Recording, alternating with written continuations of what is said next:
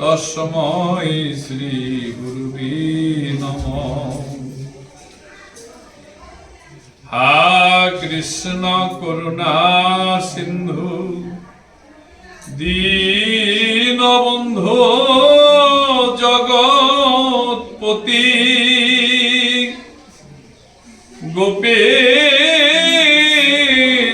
গোপিকা কান্ত চিরাধাকান্ত নমস্তুতে। আর এক বন্ধু সংসারে বদ্ধ হয়ে গেলেন, আমার মতো সংসারবাসী হয়ে গেলেন।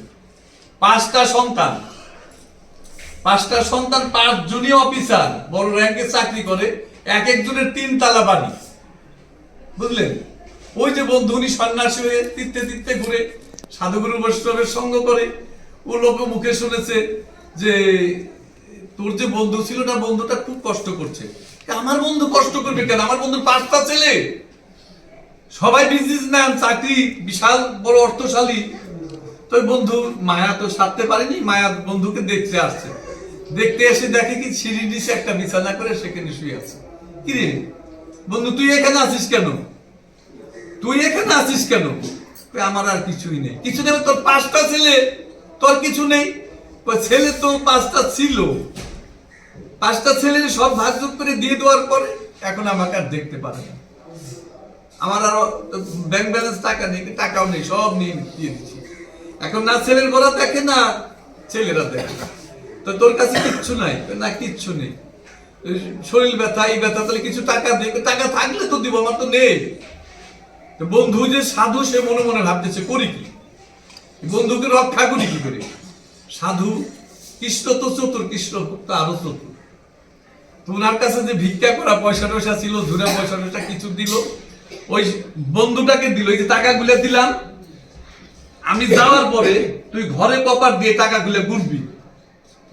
মানে এই টাকাগুলি খালি গুনবি, এদিক থেকে ওদিকে গুনবি, ওদিক থেকে ওদিকে গুনবি, দিন ভরে গুনতেই থাকবি, যেন টাকাগুলো গুনতে একটু শব্দ হয়, বুঝলেন? টাকাগুলো গুনতে যেন আউজ হয়। তাতে কি হবে?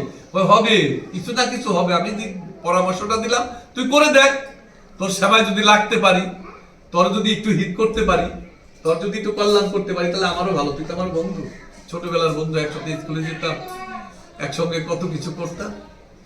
ওই টাকাগুলো দিছে, ঝুড়ে টাকাগুলো, ওই টাকা দরজা বন্ধ করে ওই টাকাগুলো গুনে স্ত্রী আর স্বামী স্ত্রী 2 জনে নিবে। তো স্ত্রী বলছে তুমি কি টাকাগুলো গুনো কেন? তো তুমি আমার সাথে সাথে গুনো, খালি কথা বলো, কিছু বলো না। বন্ধু কি বলে গেছে দেখি একটু পরীক্ষা করে। এই টাকাগুলো গুনে, টাকাগুলো আওয়াজ হয়, মানে শব্দ করে, রাম 2 3 4 5 6 7 8 9 10, এরকম যদি 100 টাকা 100 অব্দি গুনে, ওই ঘরের থেকে বড় বউ লক্ষ্য করছে কি শ্বশুরের তো এখনো কোনো পুঁজিপাট্টা আছে, শ্বশুরটা এখনো পুঁজিপাট্টা আছে, পুঁজিপাট্টা না থাকলে কোনো গুনতেছে কি, বুঝলেন? টাকাগুলো গুনতেছে, গুনাতে বড় বল্লুক হয়ে গেলে টাকাগুলো তো আমার আনতে হবে।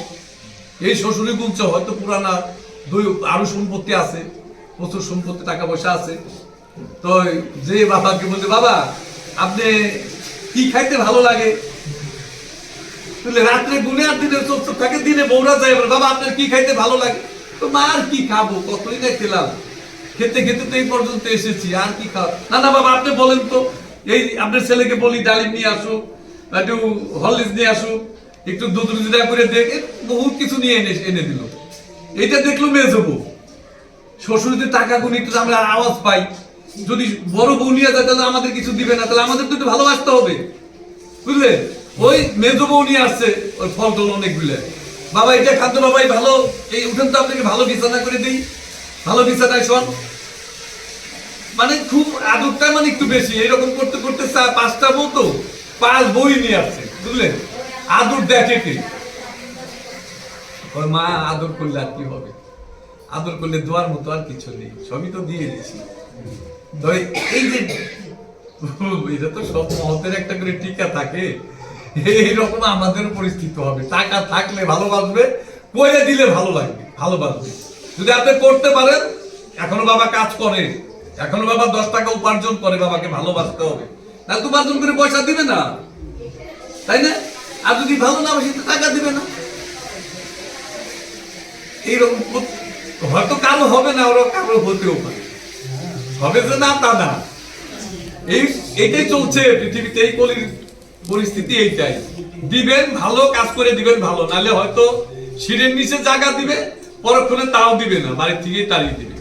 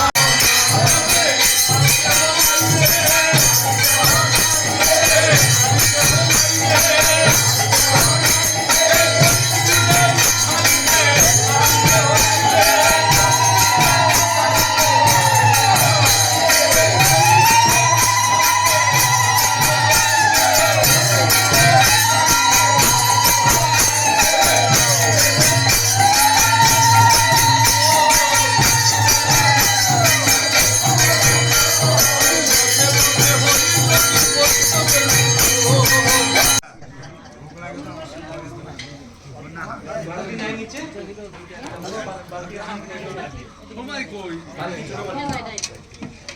10টায় বসতে পারলে ঠিক আছে, 10টায় বসলে তাহলে